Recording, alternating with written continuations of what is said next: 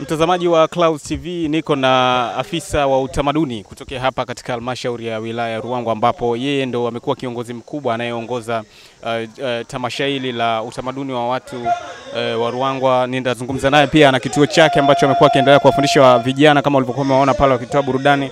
Ndio, labda jina lako kamili ni nani? Mimi kwa jina naitwa Hussein Saidi Mkambala. Ndio, tunaona mafanikio si mabaya. Idadi ya watu ni kubwa, wamekuja kwa ajili ya kushuhudia tamasha hili, watu kuonyesha uwezo wao. Hasa lengo na madhumuni ya tamasha hili hasa ilikuwa ni kitu gani?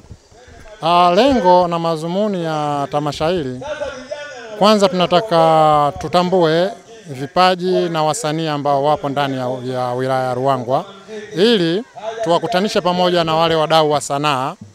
Wasanii wapate kuuza kazi zao, wadau wapate kuona mahitaji ya kazi ambazo wanazihitaji kwa ajili ya kwenda kuzitumia. Hilo ndio lengo. Lakini lengo la pili ni kupata kikundi ambacho kitakuwa wawakilishi letu la tamaduni za jamii ya watu wa mkoa wa Lindi, ambalo litafanyika kijiji cha Makumbusho kuanzia tarehe 26 mpaka 29. Kwa hiyo sasa sisi tumeona kama wilaya basi ni vyema tukapata wawakilishi wale wa kutupeleka huko kupitia ili tamasha letu la ndani. Labda nimeona baadhi ya ushiriki wa wazee ambao wamekuwa wakionyesha ngoma mbalimbali za kitamaduni, kwa mfano kama msolopa. Nimeona ngoma ya msolopa hapa, lakini kuna mzee nimezungumza naye anazungumza kuhusiana na ngoma ya Kongo ambayo zamani tunaitwa Komanga. Pengine nini mipango yako kwenye kuimarisha na kuiendeleza mila na desturi za kabila la watu wa huku ambao ni Wamwera ambao wanatokea huku Ruangwa, Lindi, Tanzania? Kwa kweli mipango yangu ya kuendeleza na kuimarisha, kwa sababu tunatakiwa sasa hivi hizi tamaduni hizi, manake wazee wachache sana. Sasa tunatakiwa kwa nguvu zetu, kwa juhudi zetu zote tuzirisishe kwa vizazi ambavyo ndio lane vipo sasa hivi. Na tusipofanya hizo juhudi, na maana vizazi vile vinatekwa na tamaduni za magharibi. Umeona? Kwa hiyo sasa yani sisi kwa kuona hiyo tumeanzisha kituo cha vijana sanaa na utamaduni. Na ndio hili hapa eneo hapa ambalo hapa lipo ni eneo la kituo. Hiki kituo lengo lake kubwa, sawa, ni kuwakusanya wale vijana ambao wako mtaani na wana vipaji, sawa, au wanataka kujua, wanakuja hapa wanajifunza. Wakishajifunza tunawatafutia masoko pia, sawa. Ina maana wanaanza sasa kuonja ile thamani ya sanaa. Na tukifikia hapo ina maana sasa wengi watatamani, kwa sababu inakuwa kama sehemu yao ya ajira sasa. Umeona? Lakini sasa mwalimu sasa ni nani wa hicho kituo? Sawa. Mwalimu ni yoyote yule ambaye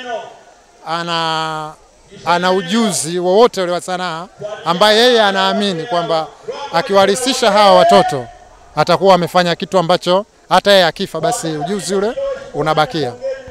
Pengine sasa leo tumeona idadi kubwa ya watu wamejitokeza na inaonekana shughuli imefana na watu kuna kitu wanajifunza. Hii ni mara ya mwanzo na ndio mwisho, ama kuna tabia ya kuwa kunaendelea kila mwaka au kila mwezi au kila baada ya muda mtakuwa mna utaratibu? Kwa maana ya tamasha, hili tamasha ndio tamasha la kwanza, lakini tamasha hili litakuwa endelevu. Kwa maana kila mwaka ikifika mwezi wa 9, tarehe kuanzia 10 mpaka 20 hapa katikati, zile tarehe zitakazoangukia weekend hapa ndio tutafanya hiyo kwa siku 3. Lakini pia kwa sababu yani tunaona kama vile mwitikio wa washiriki mkubwa sana, yani tunafikiria hata kama tuifanye kwa wiki nzima labda kwa mwakani. Kwa sababu yani mwitikio ni mkubwa sana. Kwa sababu yani mpaka hapa sasa hivi tuna vikundi shiriki, sawa, vinafika karibuni 70. Na watu yani bado wengine wanahitaji. Sasa tunaona uhitaji ni mkubwa. Kwa hiyo sasa mwakani tutaangalia, inawezekana ikawa ni tamasha la wiki nzima. Asante bwana, mimi nakushukuru na nikutakia kila laheri katika majukumu yako.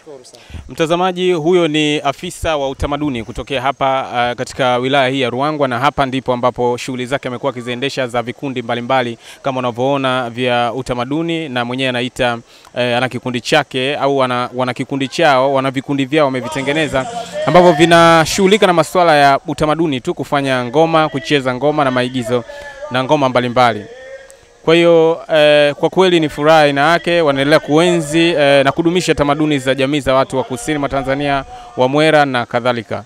Kutokea hapa katika viwanja hivi vya Matiatia, porini kidogo, nje kidogo ya mji wa Ruangwa, kuelekea katika kijiji cha Mchanamo, mimi ni mtangazaji wako Jongo Sudi, Clouds TV.